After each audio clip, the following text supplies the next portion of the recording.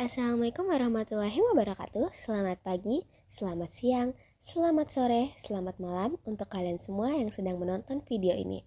Saya Syarifah Azizah Munawarah Syahab dari kelas 10 MPLB 2 akan menjelaskan mengenai Kerajaan Majapahit. Nah, di sini ada beberapa hal yang akan saya jelaskan. Pertama, saya akan menjelaskan sejarah berdirinya Kerajaan Majapahit. Yang kedua, saya akan menjelaskan lokasi-lokasi Kerajaan Majapahit. Yang kedua, saya akan memperlihatkan tokoh-tokoh penting dalam era Kerajaan Majapahit. Nah, yang terakhir, saya akan memberitahu apa saja peninggalan Kerajaan Majapahit. Sejarah berdirinya Kerajaan Majapahit. Majapahit konon berdiri setelah Kerajaan Singasari runtuh pada 1292 Masehi atau pada abad ke-13. Ketika itu, Kerajaan Singasari runtuh setelah terjadi pemberontakan yang dilakukan oleh Raja Gelang-Gelang Jakatwang. Kemudian, pada saat Kerajaan Singasari berada di ujung tanduk, cucu dari Raja Singasari yaitu Raden Wijaya melarikan diri dan meminta bantuan dari Arya Wiraraja. Dalam pelariannya tersebut, Raden Wijaya membuat sebuah desa kecil di hutan daerah Trowulan yang diberi nama Desa Majapahit. Konon, nama Majapahit diambil dari nama buah yang ditemukan di hutan yang bernama Maja, tetapi buah tersebut diketahui berasa pahit. Seiring berjalannya waktu, desa Majapahit terus mengalami perkembangan. Bahkan, Raden Wijaya berhasil menarik perhatian dari penduduk Tumapel dan Daha. Alhasil, Raden Wijaya berhasil membangun kekuatan dengan tambahan bantuan dari pasukan Kubilai Khan pada 1293 Masehi. Pasukan tersebut lantas digunakan untuk membalaskan dendam runtuhnya Kerajaan Singasari dengan menyerbu Jakatwang. Namun, setelah Jakatwang tumbang, pasukan Kubilai Khan justru diserang oleh Raden Wijaya karena dinilai tidak tunduk dengan kekuasaan Kaisar Mongol. Keberhasilan itu membuat Raden Wijaya memimpin kekuasaan wilayah Jawa dan Majapahit. Ia juga dinobatkan sebagai raja pada tanggal 10 November 1293. Raden Wijaya pun memiliki gelar Kertarajasa Jayawardhana. Hal tersebut diyakini menjadi awal mula berdirinya Kerajaan Majapahit. Kerajaan Majapahit lantas mengalami kejayaan ketika berada di bawah pimpinan cucu Raden Wijaya, Hayam Wuruk. Hayam Wuruk diketahui memimpin Kerajaan Majapahit pada periode 1350 Masehi hingga 1389 Masehi. Kepemimpinan Hayam Wuruk saat itu berjaya juga karena ada peran dari Patih Gajah Mada. Ketika itu, Patih Gajah Mada yang diangkat sebagai Patih Amangkubumi bersumpah untuk menyatukan Nusantara. Sumpah tersebut lantas dikenal sebagai Sumpah Palapa.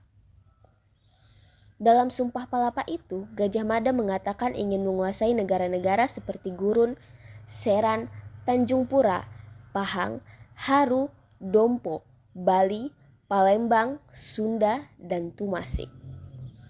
Sumpah tersebut pun menjadi kenyataan di mana Kerajaan Majapahit berhasil menguasai sejumlah wilayah-wilayah tersebut.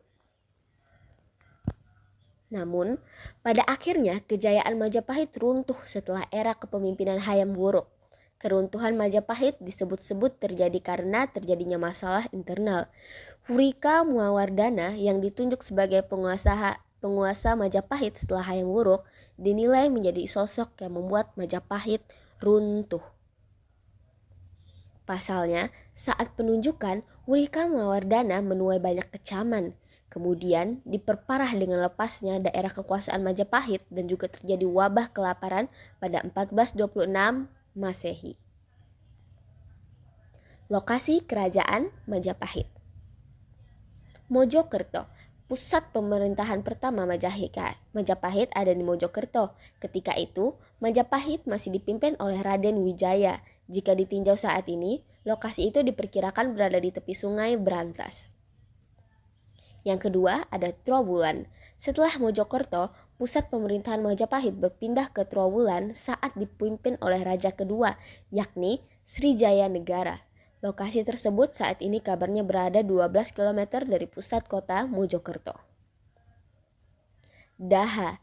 Sekarang ini Daha dikenal sebagai Kediri. Daha menjadi pusat pemerintahan kerajaan Majapahit ketiga setelah Trowulan.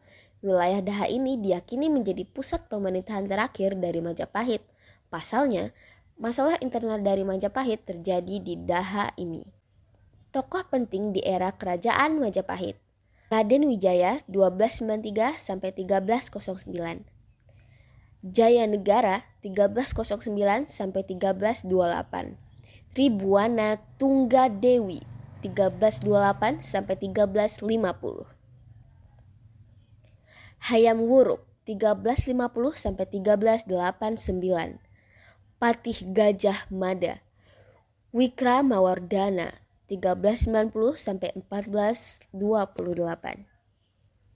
Majapahit pun mulai melemah semenjak kepemimpinan Wikramawardhana. Di masa kepemimpinannya itu terjadi perang yang dikenal sebagai Perang Parekrek yang merupakan perang saudara antara Majapahit Barat dan Majapahit Timur. Yang terakhir kita akan membahas peninggalan kerajaan Majapahit. Kitab Negara Kertagama. Kitab Negara Kertagama merupakan peninggalan kerajaan Majapahit dalam bentuk karya sastra.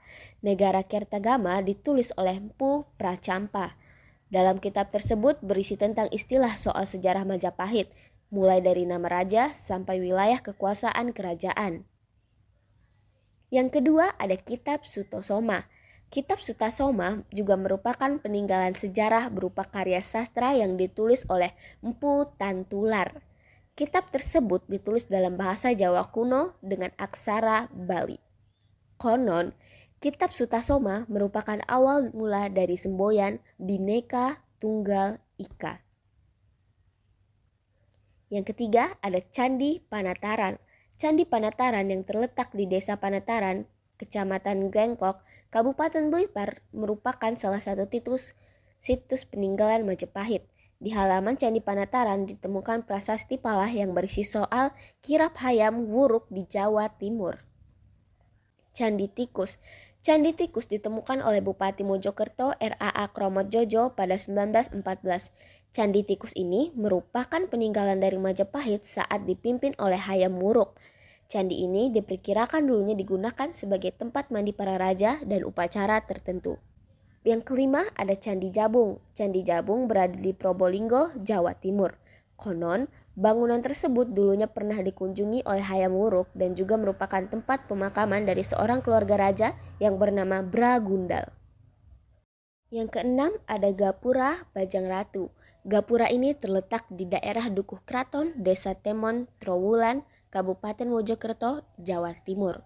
Gapura ini diperkirakan ada pada masa pemerintahan Hayam Wuruk pada abad ke-14. Keunikan dari Gapura ini adalah memiliki relief Ramayana di sisinya dan relief Sri Tanjung di kakinya. Baiklah, sekian penjelasan mengenai kerajaan Majapahit dari saya. Sekiranya bisa membantu kalian semua. Baiklah, sekian penjelasan mengenai kerajaan Majapahit dari saya. Terima kasih sebelumnya. Wassalamualaikum warahmatullahi wabarakatuh. Maaf bila ada salah kata.